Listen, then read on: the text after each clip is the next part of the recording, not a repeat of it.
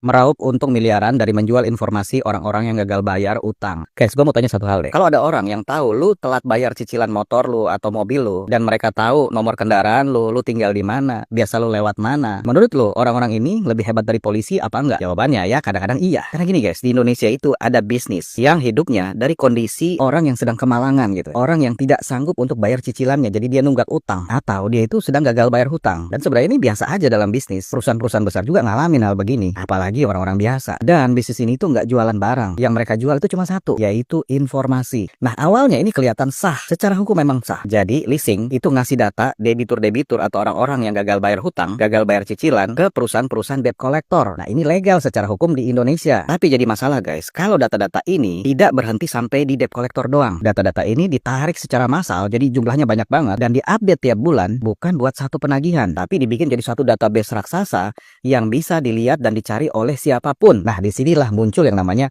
aplikasi Matel. Buat kalian yang belum tahu, Matel itu mata elang. Itu loh yang duduk-duduk di pinggir jalan ngeliatin nomor polisi orang-orang yang lewat. Jadi kalau dulu kan mereka itu sudah buka-buka buku gitu ya, catatan itu nomor polisinya, terus dia cocokin kayak gitu. Sekarang tinggal pakai aplikasi yang bisa diunduh di Android, tinggal masukin nomor polisinya langsung ketahuan status kendaraan itu. Kita lanjut ya dengan aplikasi Matel ini. Aplikasi Matel ini bukan sekedar bocorin data-data orang, data-data orang bermasalah. Jadi mereka itu sedang membuat mesin uang guys. Modusnya sederhana, jadi mereka kasih gratis dulu gitu ya. Awal-awal mereka kasih gratis dulu untuk beberapa pencarian.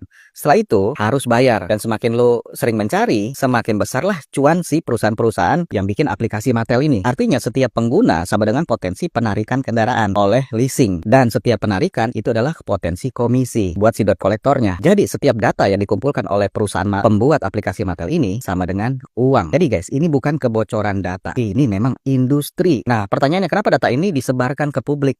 Kenapa nggak dipakai internal aja di dalam leasing atau di dalam perusahaan debt collector itu? Karena guys, semakin banyak orang yang pegang data ini atau bisa ngelihat data ini lewat HP, makin banyak kendaraan yang bisa ditarik dan ekosistem ini makin hidup. Jadi siapapun sekarang ini bisa jadi debt collector dadakan, tanpa seragam, tanpa surat-surat, tanpa tanggung jawab.